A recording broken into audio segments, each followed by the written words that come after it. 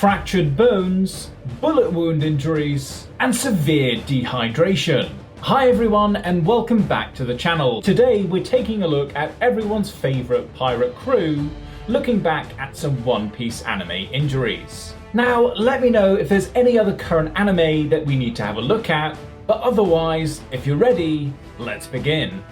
You, Michure.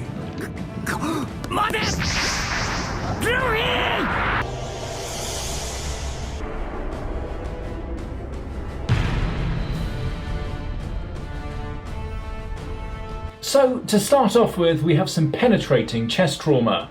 And I can't really say I've ever seen anything like this. I've certainly not seen a person push their hand through someone's chest. However, you do sometimes hear about freak accidents where people survive impaling by the skin of their teeth. Looking at this injury though, it looks pretty clear that he's gone through several different vital organs, such as the heart, the lungs, the aorta, and even the spine, and I can't really see any reasonable way of him surviving this. The only positive thing is that the lava from his hand may well be cauterizing the wound as he's going through, meaning that at least Ace wouldn't be bleeding to death. But I do have a question. If Ace's devil fruit power is the ability of fire, how is it that he can't withstand the lava strike? If there's something I'm misunderstanding, let me know down below.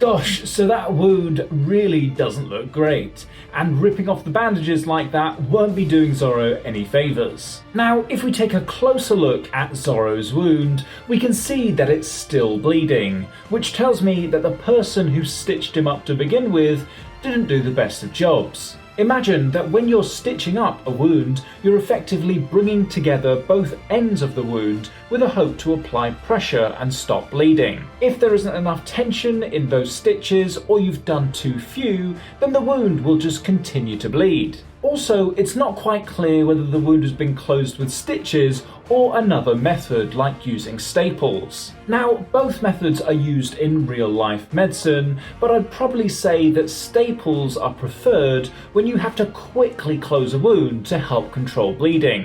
One Piece lawyer! Sagase!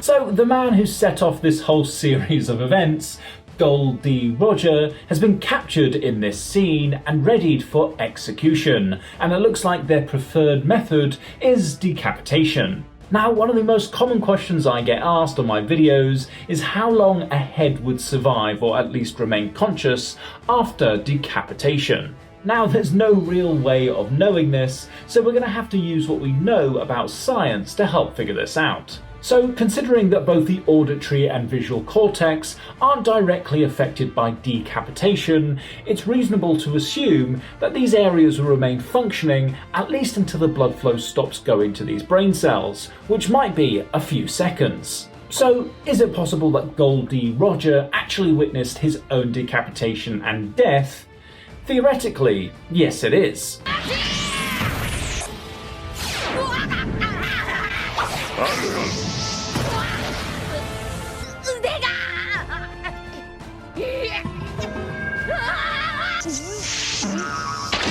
Gosh, that injury looks like Luffy's put his arm into a dehydrator, with his arm shrivelling down to the bone. Fortunately, however, having some fluid to hand has helped to rehydrate that arm back to normal. In fact, one of the ways that we assess for dehydration is by looking at people's mucous membranes and assessing how moist they actually are. But possibly more relevant to a man made out of rubber, another way we assess for your hydration status is by looking at your skin's flexibility, otherwise known as your skin turgor. And the way that we assess this is by giving the skin a little pinch and seeing how quickly it returns to normal. If the skin remains wrinkled, you're probably a bit dehydrated and you ought to drink a little bit more water.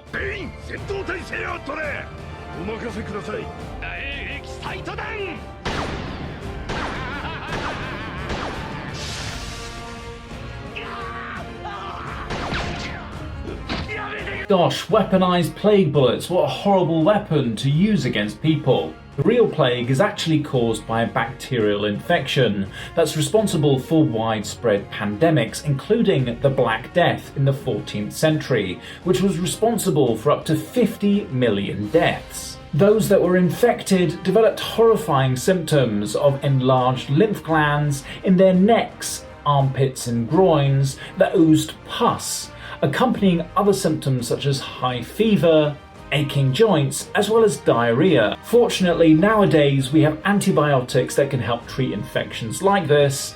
Let's just hope they have the same in the One Piece universe.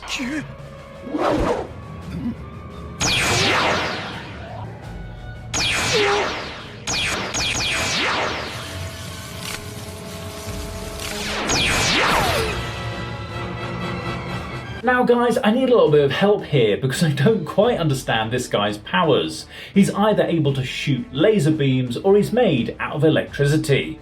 Nonetheless, if you were shooting either of these into someone's eyes, it would certainly create enough heat to melt your eyeballs in their sockets. Even if these laser beams aren't hot enough to melt your eyes, the brightness alone can be damaging enough, leading to irreversible visual loss.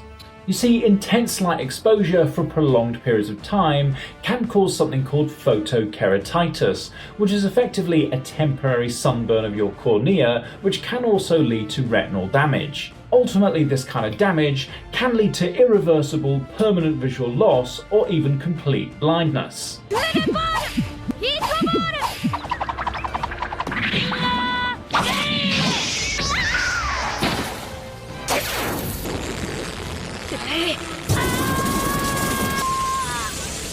You know, I like how Nami went from being a heroine in the storyline to being someone who can actually fight, defending herself and not needing to be rescued all the time. For example, here we can see her produce a lightning bolt to help defeat Mrs. Doublefinger. And getting struck by lightning, like this, can cause a whole host of different injuries, ranging from severe burns of the skin, all the way through to both brain and nerve damage, and ultimately it could even disrupt the electrical activity of the heart, causing it to stop, leading to a cardiac arrest, aka death.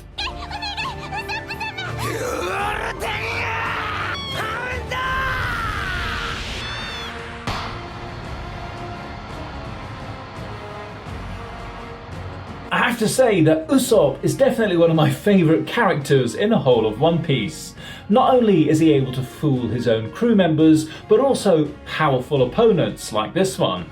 Here, by cleverly building anticipation of impending pain and doom by getting hit by this 10-ton hammer, Usopp has successfully caused his opponent to go into a psychological shock and ultimately a catatonic state. And bizarrely enough, this can actually happen in real life.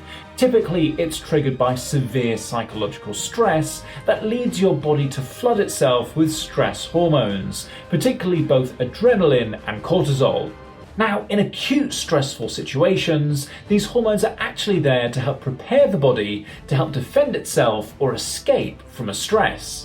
However, in cases of overwhelming trauma or prolonged psychological distress, this constant surge of hormones can actually dysregulate your nervous system, causing it to shut down, both physically and mentally, leading to a catatonic state.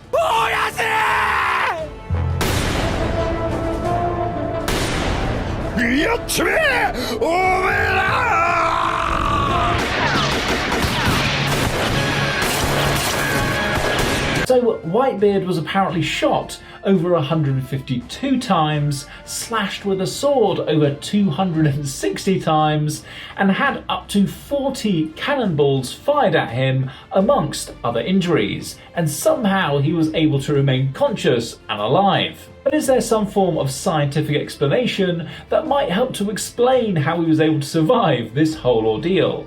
So long as none of these strikes hit any vital areas, and so long as he didn't experience any excessive blood loss, it can be argued that he could remain conscious and possibly even continue fighting. It's not called fight or flight for no reason.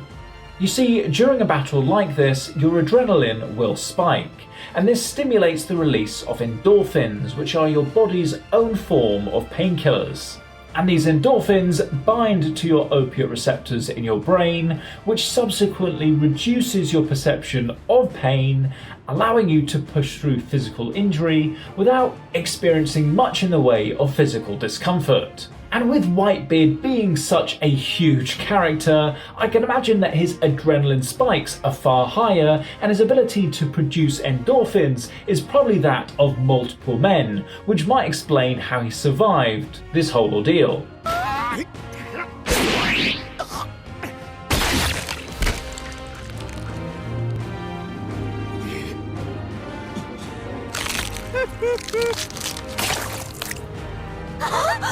So it looked like Zoro took that blow intentionally to his chest, but cleverly he looks like he directed it to the right side to avoid direct trauma to his heart.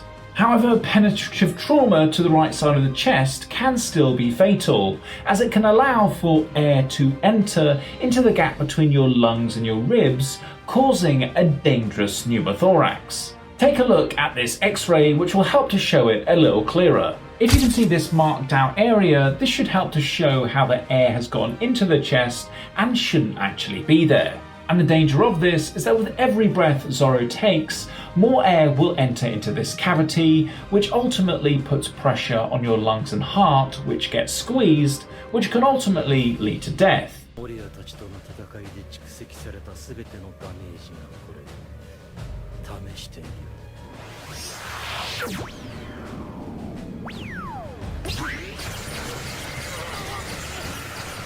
So, not to distract from the sacrifice that Zoro has taken for his crew, but there is a concept known as the maximum pain threshold.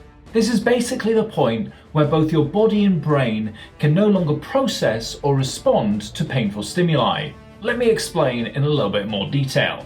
Pain signals travel along nerve pathways to the brain, where they're then processed and received. Now, beyond a certain intensity, these pain pathways get saturated in that there are no more left for pain to travel on. And it's at this point that the brain has reached its limit to be able to interpret any further signals. So just seeing the overwhelming impact that this small bubble of pain has on Zoro makes me dubious about the amount of pain he's able to experience when all of it is given to him.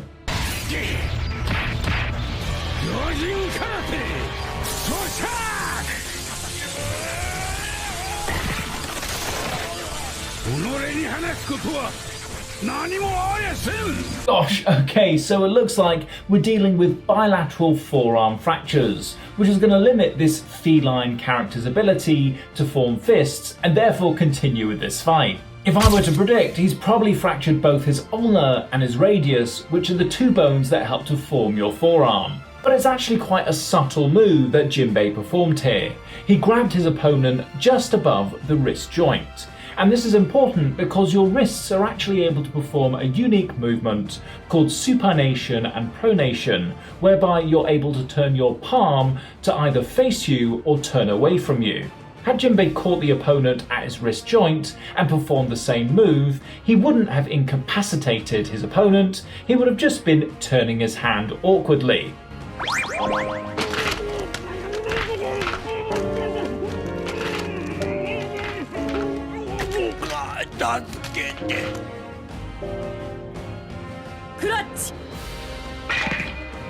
So Nico Robin must be an honorary chiropractor by now, with the amount of adjustments she's performed on characters in this series. Here she's effectively fractured this guy's vertebral column. However, it's not the broken bones that you're worried about, it's the underlying spinal cord. Remember, the bones are hard tissues, whereas the spinal cord is a soft tissue and can easily tear and get damaged. So with a severe break like this, you'd expect the character to be paralysed from that level down below.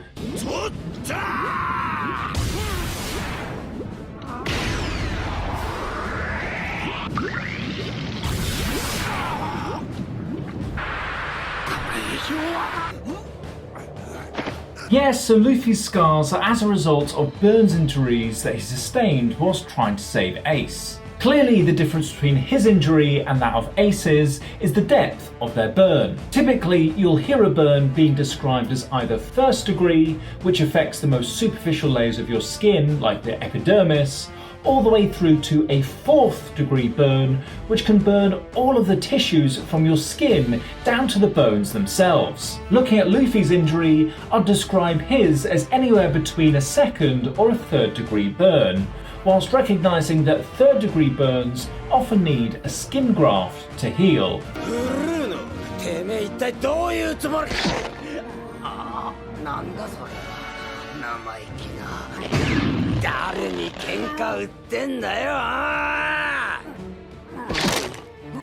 So this is literally what I would call a face-off between these two characters.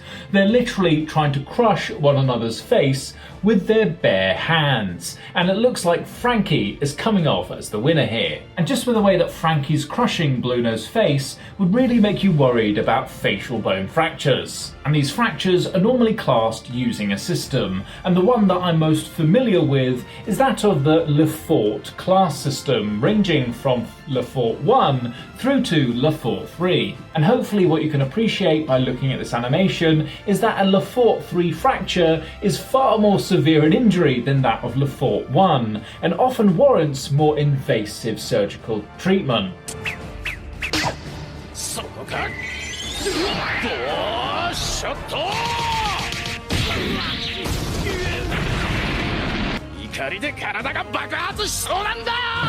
So the danger here with Sanji's kicks are not so much the power of the kick, but the technique of the part of the foot he uses and where he chooses to strike on your body. For example, a heel kick to the temple with sufficient force could cause a skull fracture and even some underlying brain damage, whereas a kick to your liver could activate your parasympathetic nervous system, leading your blood pressure to rapidly drop, causing you to lose consciousness. And if there was ever a master of kicking in anime, it's gotta be Sanji.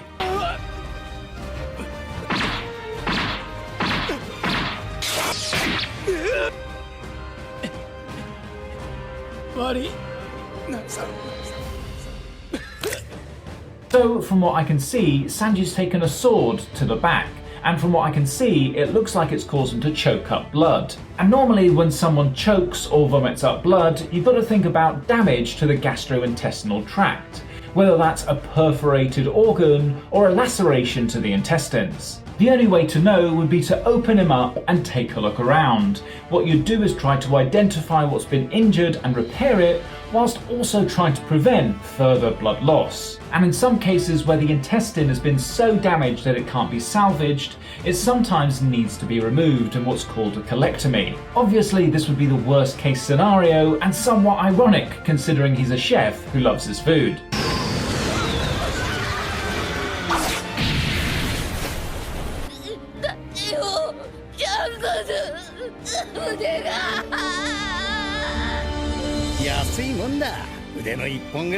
It's really surprising now to see how a character as powerful as Shanks had his arm bitten off by a monster that's so weak. But now that he's lost that limb, there's really two things that he needs to take into consideration. Firstly, that arm's been bitten off by an animal, which makes this wound by definition a dirty wound. So he'd really need to get to a doctor to get some antibiotics to prevent an infection from setting in. Secondly, that arm is nowhere in sight, so if he wants a replacement, he's going to need to consider a prosthetic. So a surgeon would need to form a skin flap to close the wound before that could be fitted.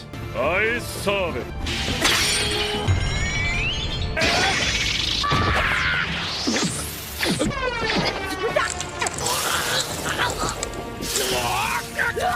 I think some of these characters really lucked out with their devil fruit powers. For example, if you're one of these characters who have a devil fruit that gives you the power of an element, you're pretty much invincible. I mean, how do you actually defeat cold or ice like this character? I think the Straw Hats are finding out the hard way that that's not an easy question to answer. Anyway, we can see that just by getting touched by this character, it's leaving them all in extreme pain. And this is likely due to the direct tissue damage as a result of the cold, which can range from minor frost nip all the way through to frostbite. The difference being that frost nip is a mild form of cold injury, where only the outermost layers of skin are affected and there's no permanent tissue damage. Whereas frostbite in severe cases can cause tissue damage all the way down to the bone, leading permanent, irreversible tissue loss.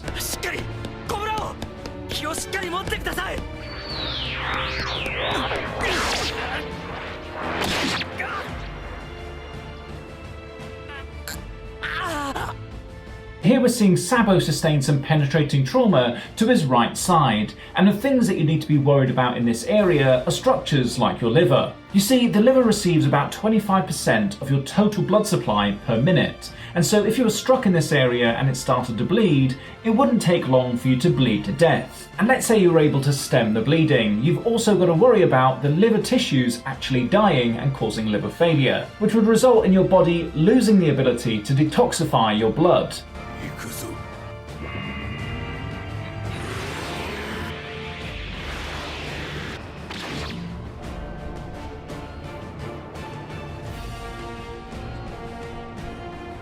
Okay, so this is a pretty amazing feat, considering all the body structures you'd have to cut through to be able to split somebody in half. That would have to be an extra sharp sword he's got there, or, considering he's a surgeon, you'd call it a scalpel. And unfortunately, this isn't like those situations where you see someone cut a piece of fruit in half so well that you can put it back together. Once your top's been separated from your bottom, unfortunately, there's no way back from that. 見えねえ景色もあるんだ。相撲か、メス。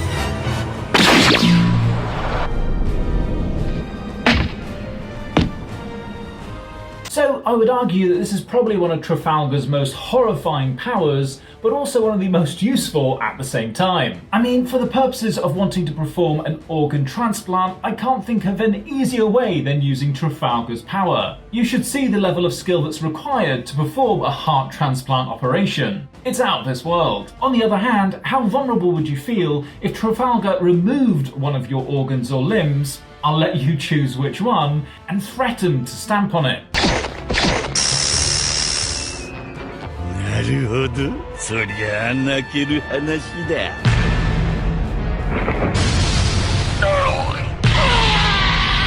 So, yet another creative way of using a devil fruit power. What could have been just a string fruit power, Don Flamingo transformed into a superpower, turning this into razor wire to cut off Trafalgar's arm. Now, unlike Shanks that we saw earlier, Trafalgar's arm is still intact, and so there is theoretically a chance to get this reattached. However, the bigger the limb that's been amputated, the harder it is and less successful the operation's going to be, because it's far more complex, meaning that there's more that can go wrong and a greater risk of infection.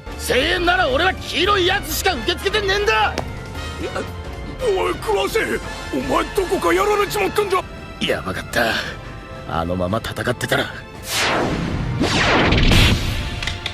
So I think this was a fracture that Sanji sustained when coming up against an opponent who was using haki, right? And taking a closer look at that fracture, it looks like what we would call a greenstick fracture. This means that the fracture is incomplete, and it usually occurs when a bone bends before finally breaking, but not into two pieces, a bit like a branch of a tree would. And normally we'd expect to see these types of fractures in children because their bones are a bit softer and more flexible. Good news for Sanji, these fractures don't often need surgery, they often just need immobilized and placed in a cast to allow the bone to heal straight.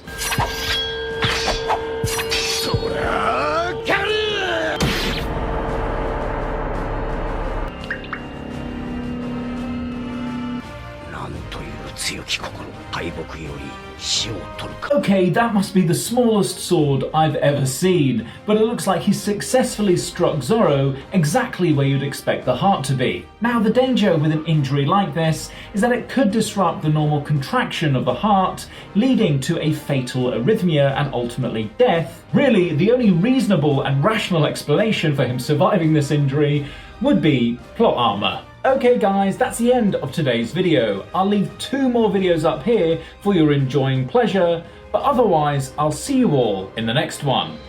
Thanks.